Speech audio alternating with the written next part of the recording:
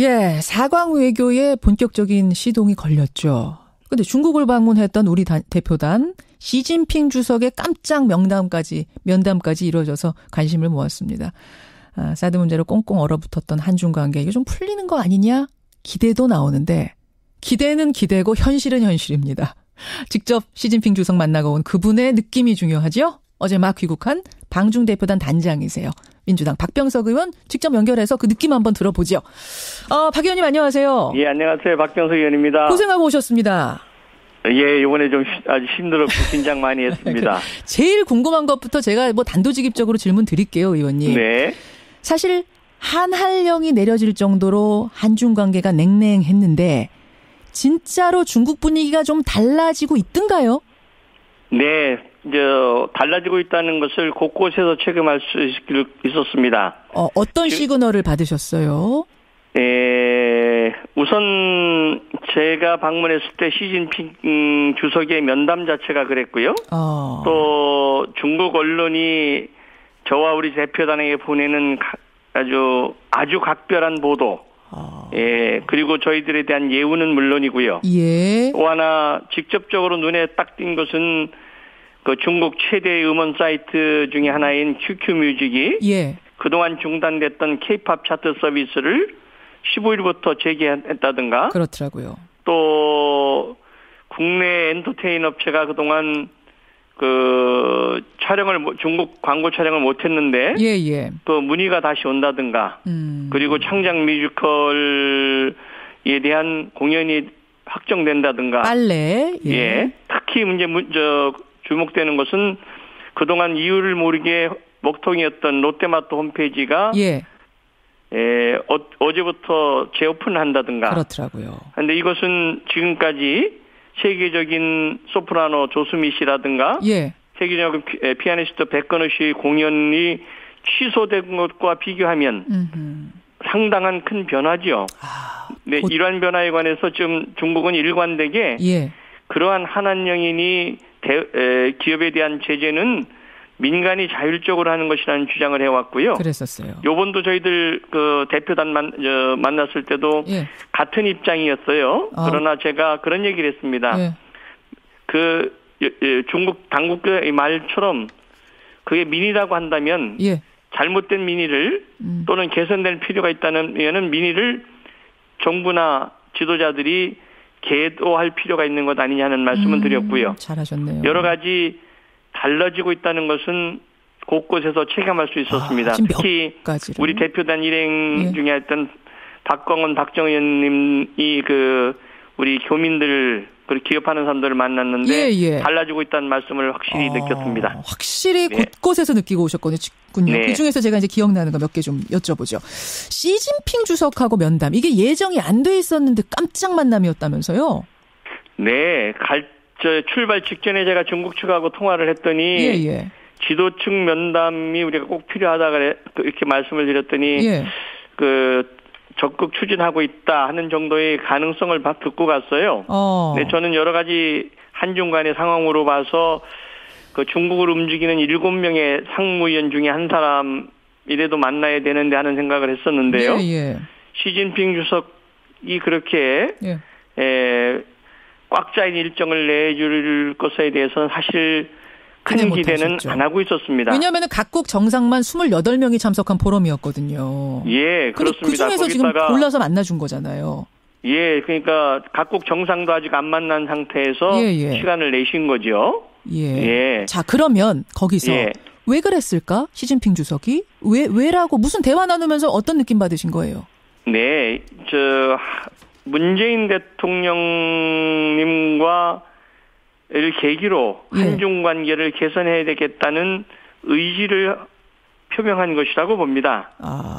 이렇게 된 것은 시진핑 주석께서 저하고 면담하는 과정에서 문 대통령님과의 통화가 대단히 만족스러웠다. 그리고 문 대통령의 정치적 개인 역정 그리고 정치 철학 이런 것에 대해서 공감하는 바가 많고 나하고도 공통점이 있다 하는 말씀부터 시작을 하셨어요. 시작을 그렇게 했어요? 네네. 저는 이제 들어갈 때 예. 시간이 많지 않다는 말씀을 듣고 갔기 때문에 예. 제가 드릴 말씀은 제가 그냥 통역 없이 중국어로 했고요. 통역 없이 하셨어요? 중국어 그렇게 잘하세요, 박 의원님? 뭐 조금 합니다. 그 무슨 말씀하셨어요? 통역 없이 한 그 얘기. 대통령님께서 전하는 인사 말씀을 사전에 제가 가져갔던 인사 말씀을 중국말로 전했고요. 예, 우리 시진핑 주석께서 중국말을 그렇게 잘하냐 그렇게 말씀을 한번 하시더만요. 오, 그래요. 예. 뭐라고 전하셨습니까? 그래서 중국말로. 뭐 초청에 대한 감사의 말씀이라든가 인사 1대1로에 관한 그 성공의 기원 그리고 한국 정부와 기업의 입장 이런 등등을 말씀드렸고요. 특히 저희들에 대한 따뜻한 그 환대에 대해서 감사한다는 요지의 말씀을 중국어로 드린 겁니다. 그렇군요.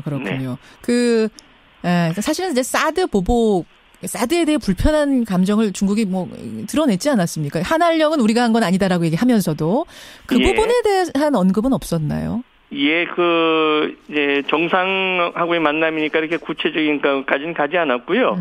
시 주석께서 특히 저희들 기억에 남고 하는 것은 그 새로운 정부에 대한 신뢰와 기대가 있다. 그다음에 상호 신뢰를 증진해 나가자.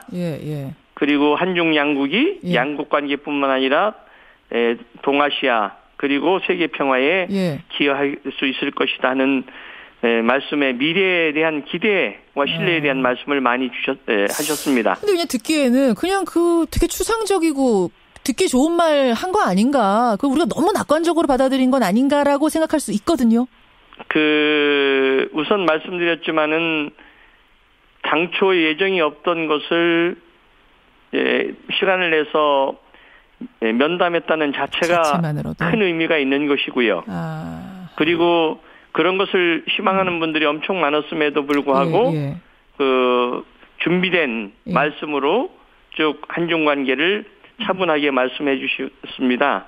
그리고 제가 중국 관계를 이제 쭉 했던 사람으로서 상당한 의미를 부여할 수 있는 말씀이셨다고 평가할 수 있겠습니다. 의례적으로 듣기 좋은 말만 쭉 늘어놓는 수준이 아니라 또 제가 공개하지 않는 몇 가지 말씀이 더 있을 수 있겠죠. 공개를 좀 해주세요. 국민들이 궁금합니다. 그거 하시려고 지금 나오신 거예요? 기밀이 아니라면 좀 공개할 수 있는 것들은 공개해 주시죠. 서로가 중요하게 생각하고 있는 사안에 관해서는 상대방의 입장을 서로가 이해하고 존중할 필요가 있다는 말씀도 있었다는 말씀만 드리겠습니다. 잠깐만요. 서로가 중요하게 생각하는 그 사안에 대해서는 사안에 관해서는 서로 존중하고 이해할 필요가 있다? 네. 라고 공감을 서로 했다. 라는 말씀을 하셨습니다. 시 주석이. 그럼 우리에 대해서도 이해할 수 있다는 의미네요. 그건 자신을 이해해달라는 얘기도 하지만. 상호 존중이라는 말씀에 방점이 있다고 저는 해석했습니다. 상호 존중. 이거는 상당히 의미가 있네요. 상호 존중. 그렇습니다. 사드 배치듯 모든 지금 중요한 사안들의 북핵 문제에 대해서 너희와 저희가 해석하기에는 그런 것들도 상호 존중해 가면서 논의해 가자라는 굉장히 긍정적인 의미.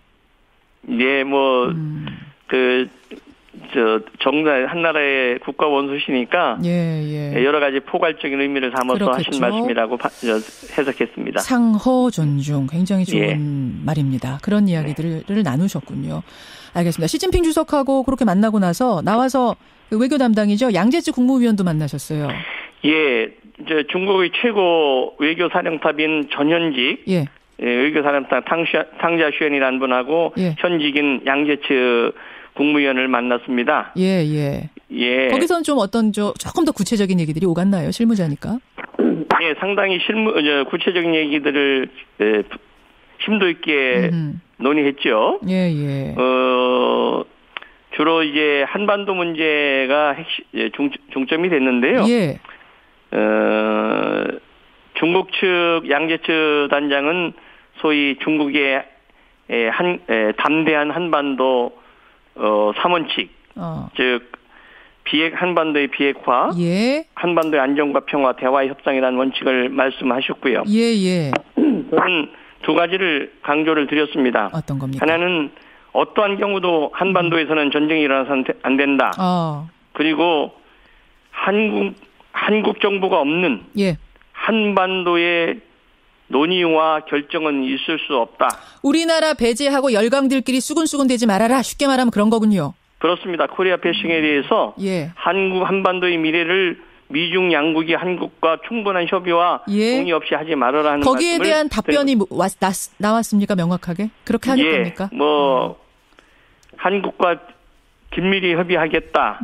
협의하겠다. 그래서 제가 확실하게 그 말씀은 대통령께 전하겠습니다 해서 못을 박았습니다. 네, 아유 잘하셨네요. 그렇게 해서 양재츠 외교담당 국무위원도 만나셨고 박병석 의원 지금 만나고 있습니다. 박 의원님. 네. 그나저나 지금 시간이 별로 없지만 제가 한 가지는 좀 여쭙고 가야겠어요. 선거 과정에서 국민의 나라 위원회 위원장 맡으셨죠? 네. 역할을 잘 모르는 분들이 많으세요. 뭐 하는 겁니까 이건? 이제 끝났으니까 조금 말씀드릴 수 있을지 모르겠습니다. 집권 100일 초기 단계의 플랜과 앞으로 5년 동안의 중장기 계획에 관한 로드맵을 얼개를 그린 겁니다. 대통령께서 여러 가지 우리가 싱크탱크를 많이 가지고 계셨는데 거기에 관해서 각종 의견을 취합해서 대통령님의 선거 공약 그다음 후보로서의 말씀을 기반으로 해서 그런 플랜을 짠 겁니다. 사실상 로드맵을 짠 인수위 같은 역할을 한 거네요. 글쎄요. 그렇게 표현하자면 인수위 사전팀이라고 그럴까요? 그래요. 근데 지금 자유한국당에서는요. 요사이 행보 보고서 너무 그 인기 영합적으로 일방적인 독주하는 거 아니냐. 지시를 막 내리고 이렇게 독주하는 거 아니냐. 독재 같다는 이런 뉘앙스 얘기합니다. 이거 어떻게 생각하세요? 전혀 그렇지 않습니다. 문재인 대통령 님의 개인적인 우선 그 성향이 그런 독주의 성향이 아니고요. 독주 아니다. 그리고 충분히 국회를 존중하고 야당을 존중하겠다는 입장이 있기 때문에 너무 걱정하지 마시라는 말씀을 제가 드릴 수 있겠습니다. 자유한국당에 그렇게 전하는 것으로 오늘 인사 나누죠. 고맙습니다, 박 의원님. 네. 중국을 다녀왔습니다. 민주당 박병석 의원이었습니다.